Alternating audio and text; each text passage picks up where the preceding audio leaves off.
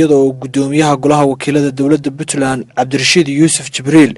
uu uga warbixiyay xaaladda guud ee dalku marayo. madaxweyne ku-xigeenka dowladda Puntland oo safar dibadda dalka uga muuqnaa midaan madaxweyne soo dhawow dalku waa nabad alxamdulillahi rabbil caalamiin howlaha dowladda iyo shaqooyinku si wanaagsan bay u socdaan madaxweynuhu baa safar naga muuqnaa dalka labada cashan anaa kugu sii sameeyay marka waa soo dhaweynaa madaxweyne soo dhawow golaha wakiilada gudoomiye ku-xigeenada golayaasha dowladda saraakiisha ciidamada ka soo qaybgalayaasha oo dhan waxaan ku salaamayaa salaamta islaamka assalaamu calaykum waraxmatullaahi wabarakaatu salaanka bacdi aad iyo aad baan waxaan ugu mahadcelinayaa abaabulkan iyo qiimaynta tan iyo sidan loo soo shamiray baa idinku mahadcelinayaa mahadceliska bacdi waxaan ilaahay baan u mahadcelinayaa waxaan u mahadcelinayaa inuu isugu soo keenceliyay nabadgelyo idinkoo nabada iyo annagoo nabada inkastoo xoogaa shilkii aan ka xumahay halkaa ka dhacay meesha la hogaalka cayo waa ka tacsiyeynaa ciidamada iyo eheladii saraakiishii iyo askartii iyo ciddii wax ku gaadheen wixii dhintay samir iyo iman wixii dhaawacana ilaahay ha u boogade waxaan ku maqnaa safar dibadda ah muddo bil meelahaasa waxaan u maqnaa wuxuu daaranaa safar shaqo iyo mid shakhsi labadaba waxaan idinku bishaaraynayaa labadaba ilaahay waa nagu soo guuleeyey annagoo caafimaad qabno oo nabad qabna waanu idiin nimi idinkoo nabad qabaanu idiin nimi waxyaabaha yaryar dhaco iska adiga mooyaane aad iyo aad baad u mahadsantihiin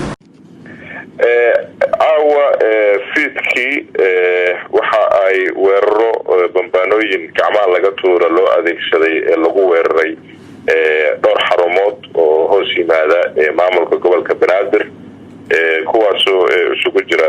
xarumo degmo waaxiyo iyo weliba xarunta maamulka deegaanka Garisbaalley guud ahaan xarumaha marka la isku darana waxay gaarayaan ilaa 9 xarumood oo hoos yimaada maamulka gobolka Banaadir runtii waxa weeraradaasi ku dhaawacmay tira hadda aanu hayno waxay tahay ilaa iyo 4 qofood oo 3 shacab ay yihiin iyo 1 qof oo askari kamid ah ciidamada booliska oo kaasoo ka howlgalayay xarunta waaxda Siinay ee degmada Boondere ilaa haddana waxaa loo qabtay weeraradani 2 ruux oo iyagu loo malaynayo inay ahaayeen dadkii falkaani ka dambeeyay weerarada ka geystay degmooyinka aan dhahayd Boondere iyo Shibis labadaas ruuxna waxaa lagu qabtay xaafad kamid ah degmada Shibis 14 sano ka hor 2016 Agoos ayaa halkan lagu yagleelay dowlad goboleedka Galmudug oo ah hool ku yaala iskuulka Cabdullaahi Ciise ee degmada Gaalkacyo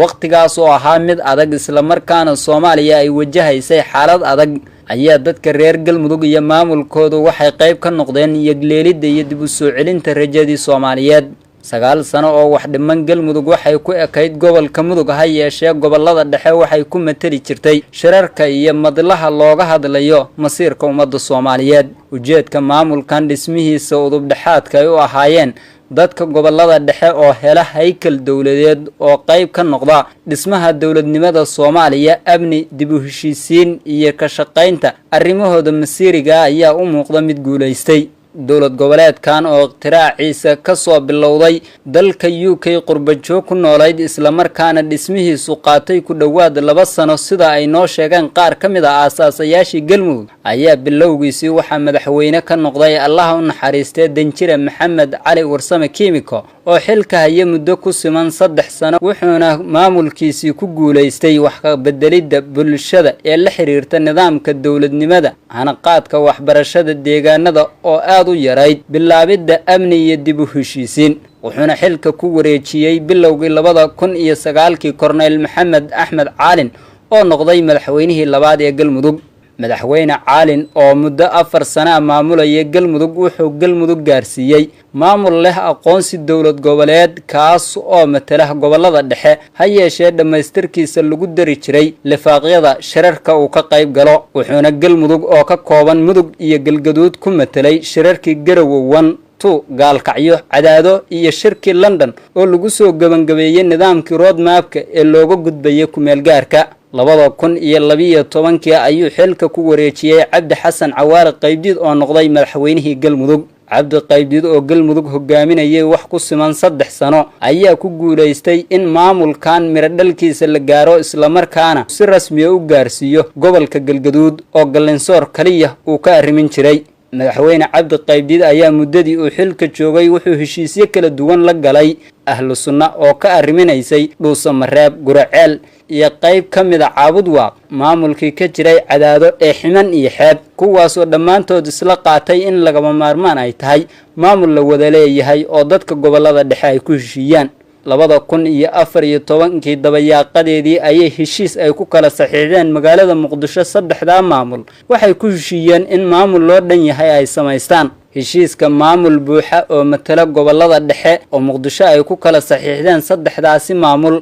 ayaa qodobadiisii ugu muhiimsanaa waxa lagu xusay in Dhuusamareeb ay noqoto caasimadda maamulkaasi halka gogosha dib u heshiisiinta iyo dhismaha maamulkana la dhigay Cadaado shirkaas oo qaatay muddo ku dhow ayaa looga dhawaaqay magaca rasmiga ah ee dowlad goboleedkaasi uu qaadanaya oo noqday magacii hore u soo shaqeeyay ee galmudug halka calan cusub iyo dastuurna ay ku heshiiyeen ergadii shirkaasi ka qayb gashay bishii July 2015 ayaa madaxweynaha afraad yeelatay galmudug kaas oo ahaa Cabdikariin Xuseen Guuleed isla markaana ay xilka kula loolameen ku dhawaad 6 musharax Cabdikariin oo galmudug hogaaminayay muddo 2 sano ayaa gaaray guulo la taaban kara ha yeeshee kuma uu guuleysan in caasimadii dastuurkiisa ku qornaa uu ku shaqeeyo 2 sano kadib madaxweyne Cabdikariin ayaa xilka iska casilay arrimo u qaasa waxaana xilka galmudug loo doortay Axmed Ducaale Geelle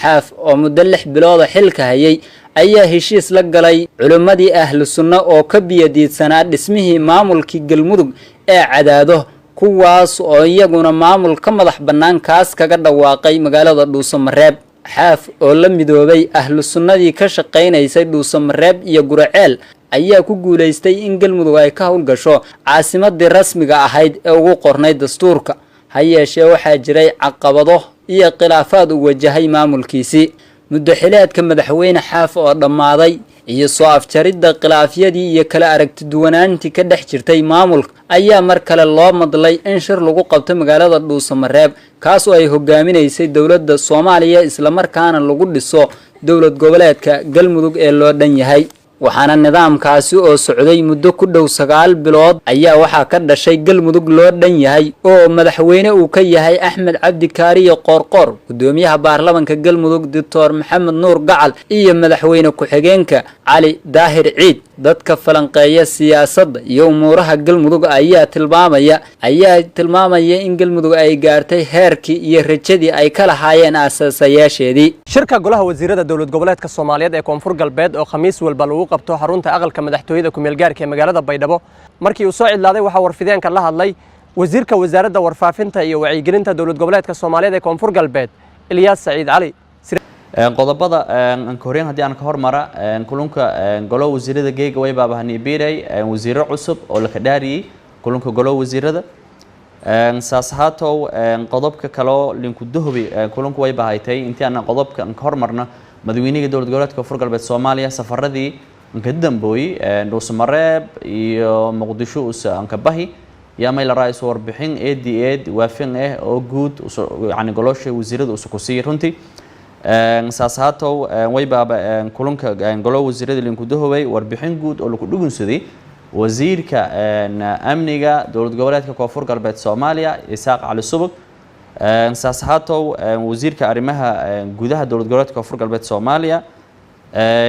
ويكلو وربحين لكلون سدي وزيرka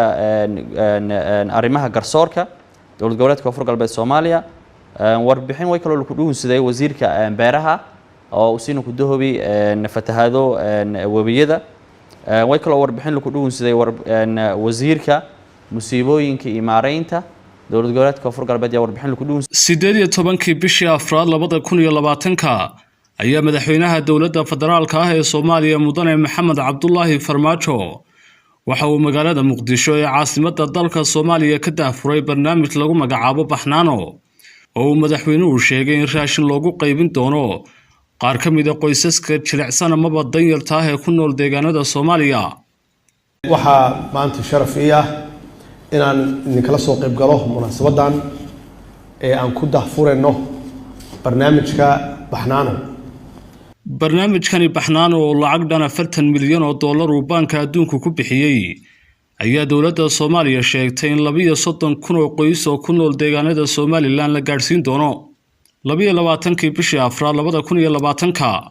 wasaaradda arrimaha dibadda ee Soomaaliland ayaa war qoraal oo ay soo saartay waxa ay ku sheegtay in barnaamijka Baxnaano uu khatar ku yahay Soomaaliland isla markaasina aanay ogolaanaynin in la keeno deegaanada Soomaaliland.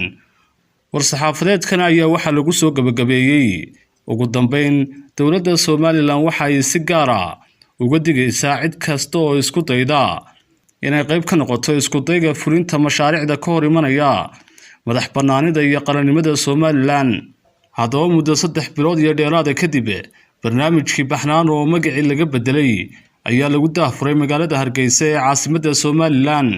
10 bishii 8 2020 ayaa wasaaradda shaqo-gelinta iyo arrimaha bulshada ee Soomaaliland waxay magaalada Hargeysa ka daafurtay barnaamijkii Baxnaano oo magaciisa loo bedelay Taakulo isla markaasina raashin lagu gaarsiin doono 32,000 oo qoys oo ku nool deegaanada kala duwan ee Soomaaliland. wasiirka wasaaradda shaqo-gelinta iyo arrimaha qoyska ee Soomaaliland Marwe Hinde Jaamac Gani oo ka warbixisay barnaamijkani ay wasaaraddeedu ka daafurtay magaalada Hargeysa ayaan sheegin barnaamijkani cidda keentay iyo xagga uu ka yimi iyo waliba cidda bixinaysa dhaqaalaha barnaamijkani. waxa ii suura galay inaan ku guuleysto mashruuca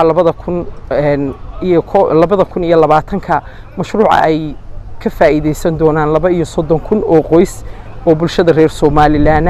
kana kooban gobolada Xaysimo, Saraar, Selel iyo gobolka Gabiley kuwaas oo loo xulay abaarihii soo noqnoqday wixii ka horeeyay 2017 marka lagu daro duufaantii sagal ee ku dhacday xeebaha galbeedka Soomaaliland. alxamdulilaahi rabbil caalamiin maanta ayaanu daahfurnay si toos ah ayay u bilaamayaan waxaana mashruuc ay dawladdu gacanta ku hayso oo ay hormuud u tahay wasaaradda shaqo-gelinta arrimaha bulshada iyo qoysku isla markaana noqon doona biidmillaahi raxmaan mid lagu soo shubo lacagtiisa wixii sanadan 2020 ka dambeeya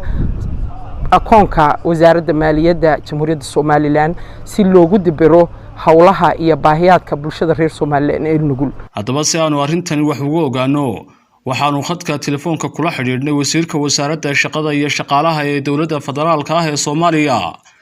mudane Saadiq Warfaa. inkastoo wasiir Saadiq waanu si faahfaahsan noogu waramin haddana waxaan weydiiyay bal waxa ay ku kala duwan yihiin barnaamijkii Baxnaano ee madaxweynaha Farmaajo Muqdisho ka daafuray iyo barnaamijkani Taakulo ee Hargeysa laga daafuray. inshallah khayr baan ku wadaynay waxa tirada aslan dadka ay wax wada helayaan. dhinaca kalena wasiir Saadiq Warfaa waxa uu sheegay in dowladdiisa Soomaaliya aanay dhibaato warag magaca laga bedelay barnaamijkani Baxnaano ee loo bixiyay Taakulo. anigu waxa kulay markalan suursanayna inshallah relax. dhanka kalena agaasimaha guud ee wasaaradda shaqo-gelinta Cabdirashiid Ibraahim oo isagu ah mas'uulka la sheegay in barnaamijkani uu keenay Soomaaliland ayaanu la xiriirnay si aanu arintani wax uga weydiino balse nasiib darro naga muuqan telefoonka waxaanan mar kale u dirnay fariimo noogamanu jawaabin. sidoo kalena wasiirka wasaaradda shaqo-gelinta iyo arrimaha qoyska ee Soomaaliland Marwe Hinde Jaamac Gani ayaanu iyadana la xiriirnay waxaanan weydiinay bal waxa ay ku kala duwan yihiin labadani barnaamij balse wasiiradu waxa ay ka gaabsatay inay wax uga naga siiso arintani.